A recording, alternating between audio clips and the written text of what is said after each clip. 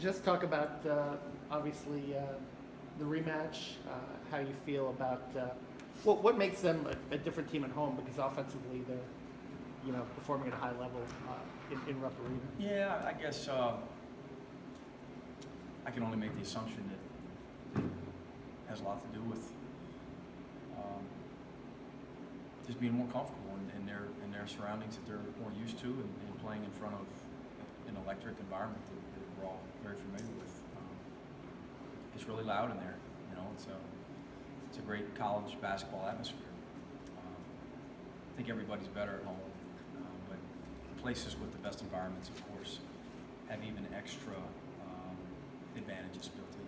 How much do you play up the whole? Because Florida, there's a lot of pride in winning championships. And Mm-hmm. This is a game that'll probably determine the regular season. How much do you play that up with your team going into this game? None at all. I mean, our guys, they're on social media. They read the internet. I wish they read it less. They know it's a big game, and it'd be a big game if Kentucky and Florida were both 10-6. I mean, it'd be a big game either way. It's obviously got a lot of implications, but if we're investing time and energy into those things as opposed to transition defense and how we're defending Malik Monk and Isaiah Briscoe, and Fox, how we're keeping them out of the paint, and defending Adebayo in the post and those type things, just our game plan, then we're doing ourselves a disservice. Despite your 20-point win last time against Kentucky, if there was one thing you learned about their team from playing them, what would you say it was? That we're not 22 points better than them. We know that. They're very, very good. I think they're playing well right now. They're defending at a high level. That they're tough, that they're resilient. I mean, you got a young group of guys who continue to get better. Some are logging heavy minutes. Some of these guys have great years. There's a lot of expectation there, as there is at a lot of places, of course. I hats off to those guys for continuing to develop and get better. Nothing just glaring. I mean, what did we learn from that game? That we played really well. That they're really good, but it didn't. It wasn't a surprise. We'll have to play awfully well to beat them at their place, of course. We know that. How would you evaluate how Kavarius has done the last couple games with John out, and how important is it going to be for him to man down the post, especially with a guy like Adebayo on the other side? It's huge. I mean, for him to be able to defend Adebayo at a high level, and to be able to rebound with him and stay out of foul trouble, it's going to take a special effort from Kavarius.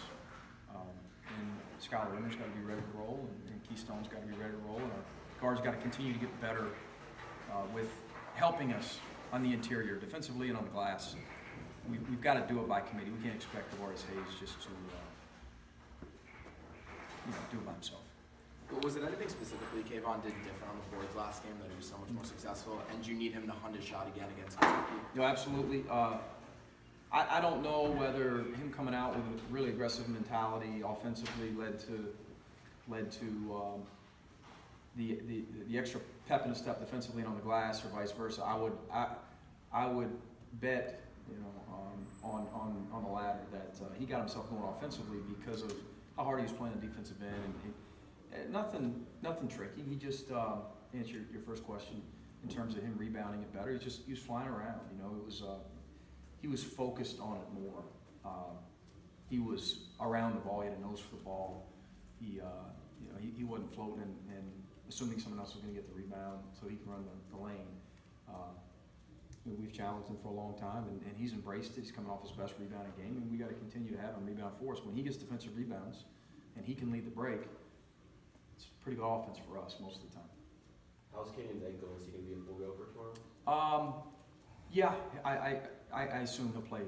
Yeah, I don't know. I don't know that he's at 100%, but he's moving better than he did the other day for sure. Well, what about Gak? No, not going to happen. He didn't go again today. Didn't go yesterday. So hopefully we can get him back soon. He's going through some bunch of rehab, of course, and he's starting to go through some movement exercises, and he's just dealing with pain tolerance right now. Like with how well Chio's been playing lately, to go along obviously with Casey Kavon, it's been hard to find minutes for Eric Hester of late, and Yeah. could he see some time in this kind of game with Kentucky having more guards? Potentially, but you're right. I mean, that's what's led to. Eric hasn't done anything wrong. He was playing really well. In fact, I just saw him as I was walking in and told him he had a great practice this morning. We went early this morning, a little bit different than what we've been doing because of the early tip. Just kind of worked with our class schedules. But yeah, just with Chris and Casey and Kayvon playing as well as they've been playing lately, it's just been less opportunity for him. You never know. Time, score, flow tomorrow, how guys are playing, if he'll get opportunity or not.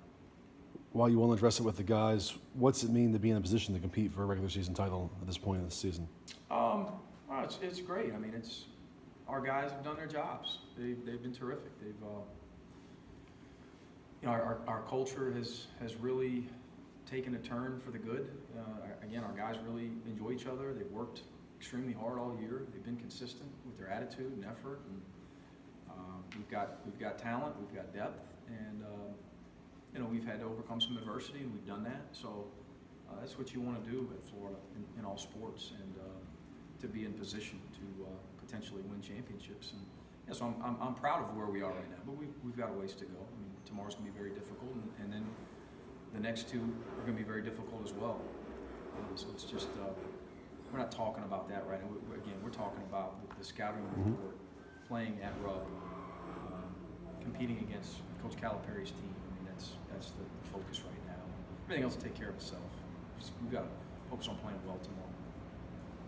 What about what do you take away from them first, the perimeter or inside, or just how tough is it when they have both? Yeah, that's with these guys. I mean, when they've got it going, they're one of the best. First off, they're terrific defensively every year, as we all know. But and I think they're playing. I think they're defending as well as they've defended all year right now.